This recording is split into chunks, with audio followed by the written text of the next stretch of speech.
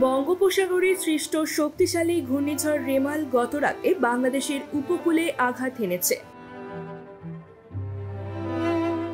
রাত 8:45টার দিকে ঘন্টায় 120 কিলোমিটার গতির বাতাসের শক্তি নিয়ে বাগেরহাটের মোংলার কাছ দিয়ে ভারতের পশ্চিমবঙ্গ ও পটুয়াখালীর খেপুপাড়া উপকূলে ঘূর্ণিঝড়ের কেন্দ্র আঘাত হানতে শুরু করে। এ সময় উপকূলীয় এলাকাগুলোতে ব্যাপক তাণ্ডব চালায় ঘূর্ণিঝড়টি। সঙ্গে উঁচু জলোচ্ছ্বাস হলে প্লাবিত হয় গ্রামের পর গ্রাম। ব্যাপক ক্ষয়ক্ষতি হয় সেখানকার বাসিন্দাদের। পানিতে তলিয়ে যায় ঘরবাড়ি, শিক্ষা প্রতিষ্ঠান, উপাসনালয়, মাছের ঘের ও ব্যবসা প্রতিষ্ঠান। বিদ্যুৎ বিচ্ছিন্ন হয়ে পড়েছে লাখ লাখ মানুষ।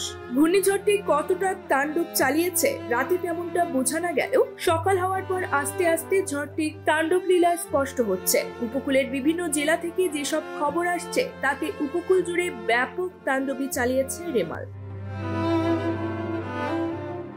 বাগেরহাটে গ্রামের পর গ্রাম পানির নিচে তলিয়ে গেছে। জোয়ারের পানিতে ডুবেছে বিস্তীর্ণ এলাকা। আগাম প্রস্তুতির কারণে প্রাণহানি কম হলেও জলোচ্ছ্বাসে ভেসে গেছে গবাদি পশু, মাছের ঘের ও ফসলি ক্ষেত।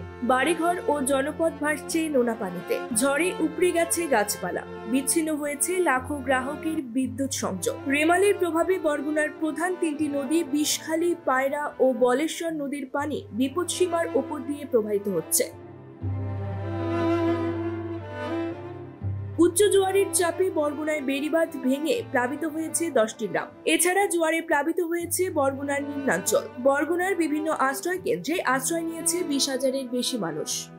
নিউজ ডেস্ক, সংবাদ পরিক্রমা।